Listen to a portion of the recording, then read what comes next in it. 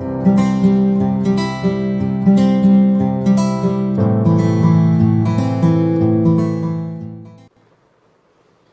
Children, welcome to my accountancy classes. मैं सारिका भंबानी।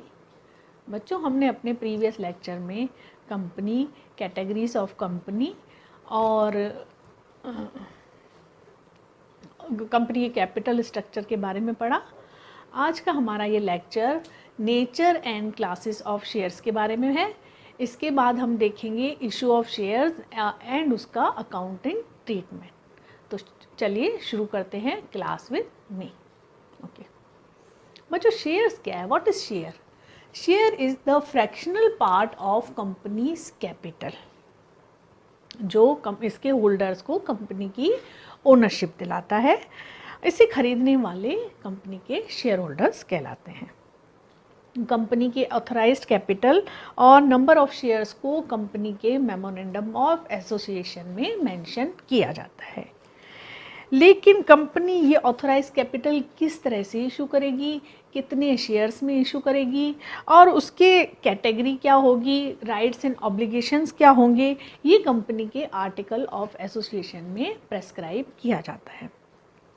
Companies act के according company दो तरह के शेयर्स जारी कर सकती है।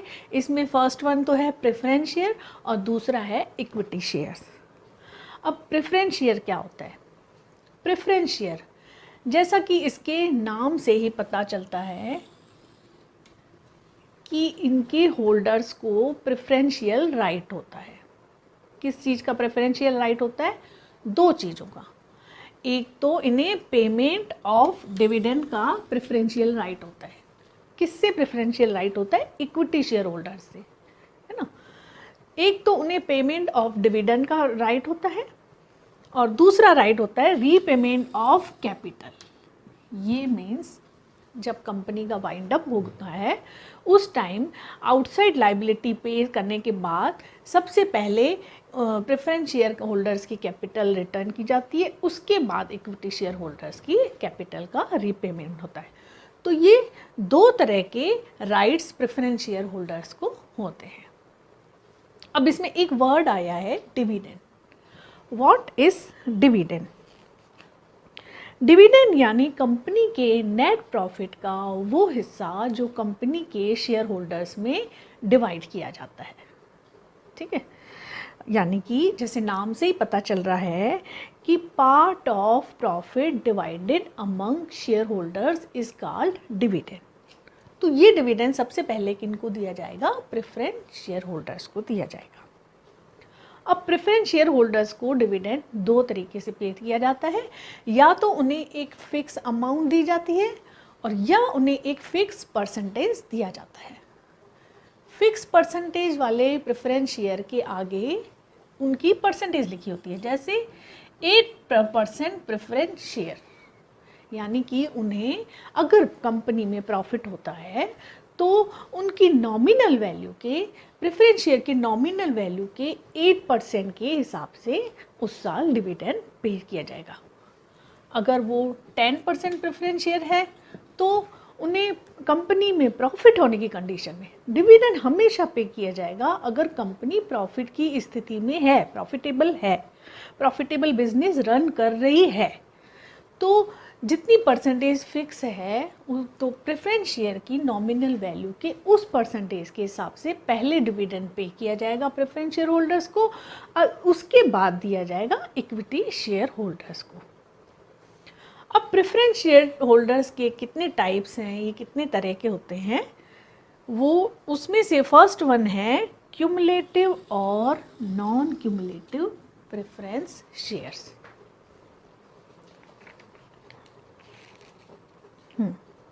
प्रेफरेंस शेयर की फर्स्ट कैटेगरी है क्यूमुलेटिव और नॉन क्यूमुलेटिव प्रेफरेंस शेयर।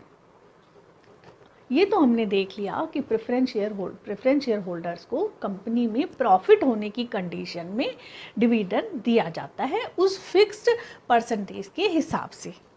मानो किसी साल कंपनी को इतना सफिशिएंट प्रॉफिट नहीं होता कि वो डिविडेंड डिक्लेयर नहीं कर पाती है, तो क्यूमुलेटिव प्रेफरेंस शेयर होल्डर्स का वो डिविडेंड क्यूमुलेट हो जाता है। यानी आगे आने वाले सालों में उनका पहले बकाया डिविडेंड पे करना पड़ेगा, फिर इस साल का डिविडेंड उन्हें दिया जाएगा और उसके बाद जो प्रॉफिट बचेगा, जो भी डिविडेंड बचेगा, उनमें से इक्विटी शेयर होल्डर्स को राइट होगा डिविडेंड लेने का। ये होते हैं क्यूमुलेटिव प्रेफरेंस शेयर। और इसके कॉन्ट्रेरी, ऑन द कॉन्ट्रेरी होंगे नॉन क्यूमुलेटिव प्रेफरेंस शेयर, मतलब उन्हें बकाया डिविडेंड लेने का कोई राइट नहीं होता है। सेकेंड कैटेगरी आती है participating and non participating preference shares. Participating preference share holder अपनी तय लिमिट से कंपनी के डिविडेंड में से हिस्सा लेने के बाद सरप्लस प्रॉफिट में भी डिविडेंड लेने के लिए एंटाइटल होते हैं, जबकि नॉन पार्टिसिपेटिंग प्रेफरेंस शेयर को ओनली उनका फिक्स अमाउंट के फिक्स परसेंटेज के हिसाब से डिविडेंड पे किया जाता है। सरप्लस डिविडेंड में वो शेयर लेने के लिए एंटाइटल नहीं होते हैं।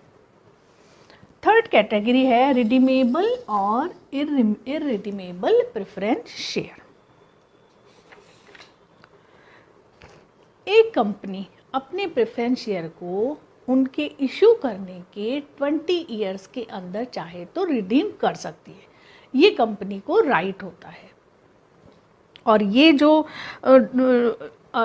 पीरियड होता है, ये कंपनी अपने प्रेफरेंस शेयर इशू करने की डेट को ही फिक्स कर देती है। जैसे 5 years, 10 years redeemable preference share, 5 years redeemable preference share, मतलब डेट और इशू को ही ये तय हो जाता है कि 5 साल बाद या 10 साल बाद इन प्रेफरेंस शेयर को रिडीम किया जाएगा। रिडीम किया जाएगा मतलब इनकी कैपिटल का रीपेमेंट कर दिया जाएगा। तो ये होते हैं रिडीमेबल प्रेफरेंस शेयर। और इररिडीमेबल प्रेफरेंस शेयर क्या होते हैं? जिन्हें कि कंपनी के लाइफ टाइम में रिडीम नहीं किया जाता, इनको रिडीम किया जाएगा खाली कंपनी के वाइंड अप के टाइम पर ही, इक्विटी शेयर होल्डर से पहले। बच्चों, शेयर्स की दूसरी कैटेगरी है इक्विटी शेयर। इक्विटी शेयर्स की कंपनीज एक्ट में क्या डेफिनेशन दी हुई है कि ऐसे शेयर्स जो प्रेफरेंस शेयर्स नहीं हैं वो इक्विटी शेयर्स कहलाते हैं। मतलब इन्हें किसी भी तरह का कोई प्रेफरेंशियल राइट नहीं होता है। किस चीज़ का प्रेफरेंशियल राइट नहीं होता है?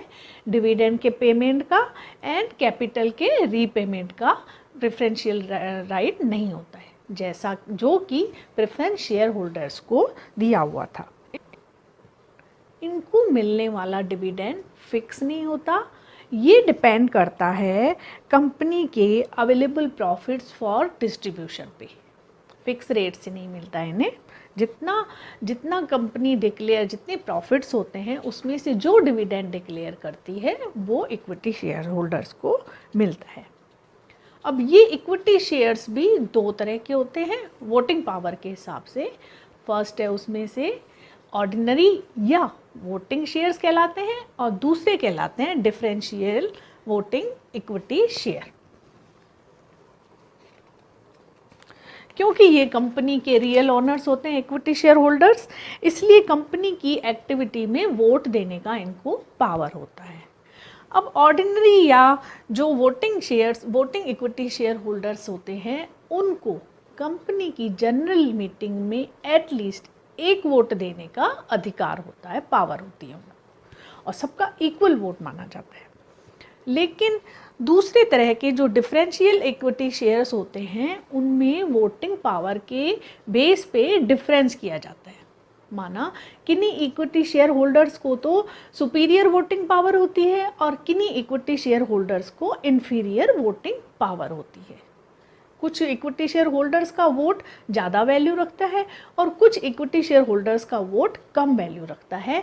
ये कहलाते हैं डिफरेंशियल वोटिंग इक्विटी शेयर।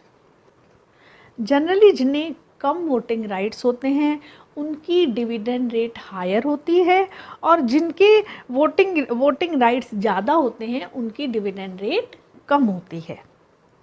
ऐसे शेयर कंपनी के प्रमोटर्स और मैनेजिंग डायरेक्टर एक्सेट्रा को इशू किए जाते हैं। माना ज़्यादा वोटिंग राइट्स वाले शेयर्स कंपनी के मैनेजर्स को या प्रमोटर्स को इशू किए जाते हैं। वैसे जिनके पास कंपनी की पेड अप कैपिटल का 51% शेयर होता है वो ही कंपनी के मैनेजिंग डायरेक्टर्स होते हैं, उन्हें ही वोटिंग राइट्स ज़्यादा होते हैं। लेकिन वोटिंग राइट्स की जो सारी कंडीशंस हैं उनको आर्टिकल ऑफ एसोसिएशन में प्रेस्क्राइब करना बहुत ही ज़रूरी होता है। अब मेमोरेंडम ऑफ एसोसिएशन के बारे में मैं अपने पिछले लेक्चर में बता चुकी हूँ। अब इधर नया एक वर्ड आया है, आर्टिकल ऑफ एसोसिएशन। ये क्या होता है? ये आर्टिकल ऑफ एसोसिएशन भी कंपनी का एक लीगल डॉक्यूमेंट होता है जो कि कंपनी के रूल्स एंड रेगुलेशंस को डिज़ाइन करता है। इसमें कंपनी की एक्टिविटीज़ के मैनर के बारे में बताया जाता है कि कंपनी किस तरह से और कैसे काम करेगी।